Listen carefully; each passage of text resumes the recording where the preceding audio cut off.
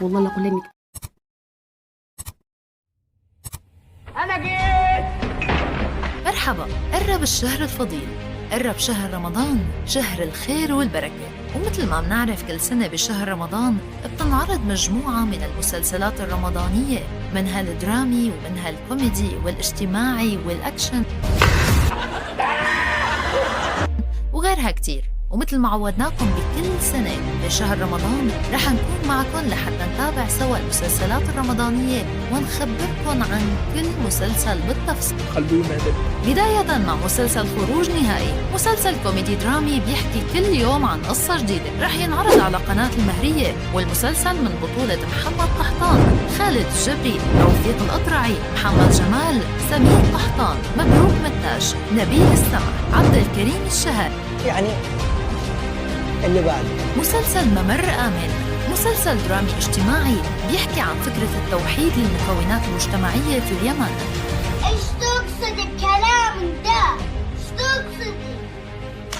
لحتى توصل لممر آمن بيوصلها لبر الأمان بعيداً عن المشاكل والخلافات. المسلسل رح ينعرض على قناة يمن شباب من إخراج ياسر الظاهري، بطولة حسن الجماعي، فواز التعكري، أشواق علي، عامر البوصي، محمد أموي، سحر الأصبحي غيره.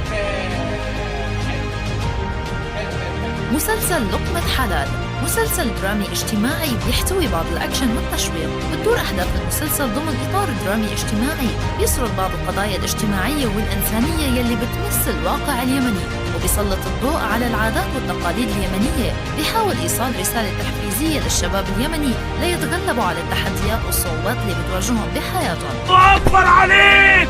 إيه الحلاوة دي؟ بينعرض المسلسل على قناة السعيدة. المسلسل من إخراج محمد فاروق، بطولة عبد الله يحيى إبراهيم، رغد المالكي، يحيى إبراهيم، توفيق الأطرعي.